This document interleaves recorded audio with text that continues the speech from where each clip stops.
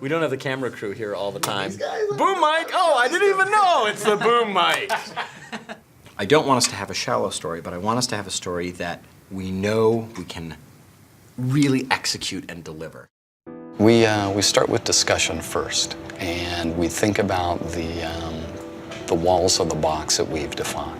The way we approached Starhawk was different than the way we approached other stuff in the past because we knew that we had a really fun, successful recipe with the multiplayer. And what we wanted to do is kind of take it in a slightly different direction. There's a lot of sci-fi in video games. And so we didn't want to do just kind of what's become the bog standard sci-fi. We wanted to give it some kind of twist, something kind of unique. There were two lines that we really needed to avoid. And one was the Space Marine line, and the other was the military line. Because going both directions, you kind of start to walk in a very, very crowded field. We wanted to find something in the middle that felt like it could really stand out in that crowded market. And we went through a few different options. And we ended up settling on Western because we don't see a ton of Western stuff in video games. And so that seemed like an interesting mix of two genres. Yeah, see? You know, we retain a lot of the tenets of the sci-fi. We've been very conscious of making it accessible for people to kind of grab hold of and hopefully take on as their own. We tried to take those themes and pull them into a space exploration.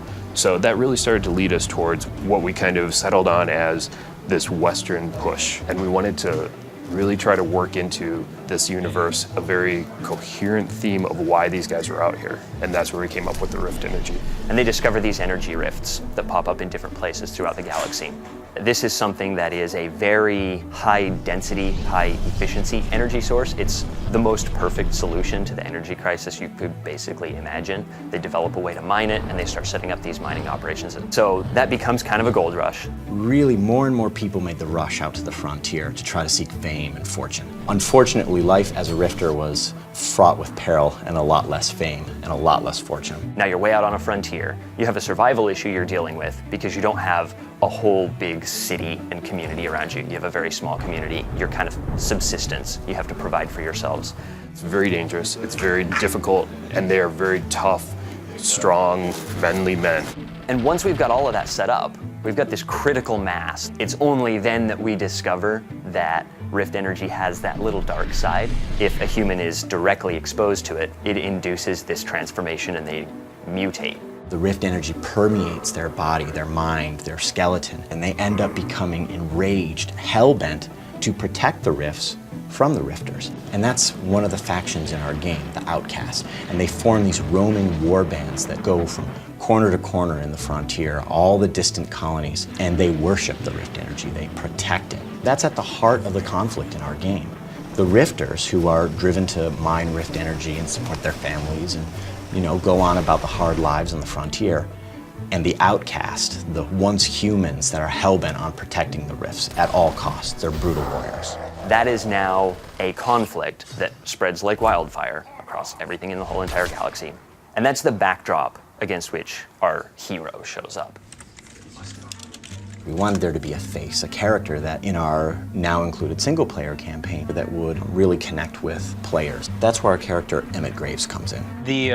What was the question?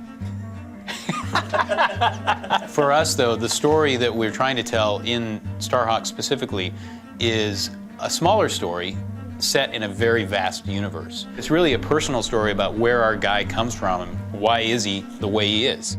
Emmett and Cutter, their gearman, basically travel in their dropship for many, many years throughout all the distant systems in the frontier. And they become rift salvagers.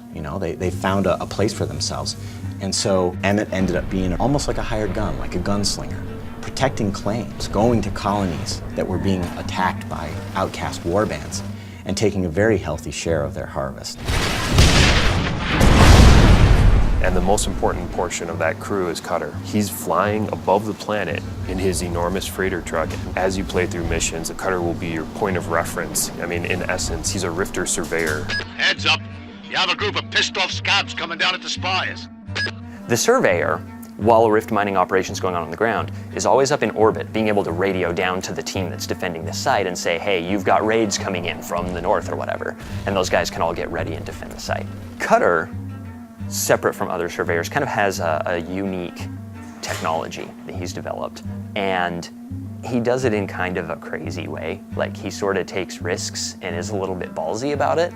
And so that's what leads him to come up with the idea that, you know, it'd be really cool if we could shoot a building down from space. Something that seems on its face like it should be completely crazy, but he says, okay, let's do it. And so the build and battle feature of the game is a technology that he developed. That's something that's kind of unique to his character. And it's a major reason why they are able to build up that reputation as the best, because it's something that's unique to them and unique to their way of working. And so Emmett and Cutter take the rift salvaging operation to protect White Sands, a small colony on the distant moon of Dust, from an outcast warband. And you are brought in to bring to justice this outlaw. And then here comes this job from this little, planet. It doesn't pay very much. On its face, there's no reason they should take it. It pays way too little, it's clear the hell out there. But the things that make it attractive anyway are that one, it's home, and two, there's just a little something that makes him think, I wonder. Let's go check it out. Anybody that comes out here has a plan or a problem. I came back with both. I hope they find really a satisfying story experience where they can learn the ins and outs and feel like at the end of this whole campaign, they've mastered a lot of these build and battle elements and a lot of these new kind of innovations we're throwing at you. It's good to have a good single-player game. I love that in multiplayer games because, I like to go through single player, get comfortable with all the different weapons and figure out all the different tactics and stuff like that. I want to know this game before I go into multiplayer, so that way when I go in multiplayer, I already know what to do. I'm good. We got a ways to go before we can stick that together into a spaceship engine. Engage!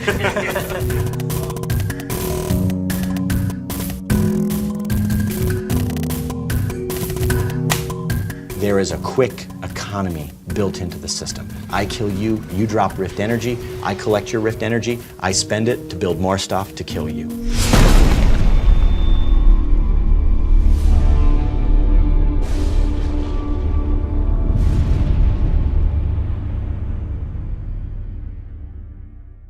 PlayStation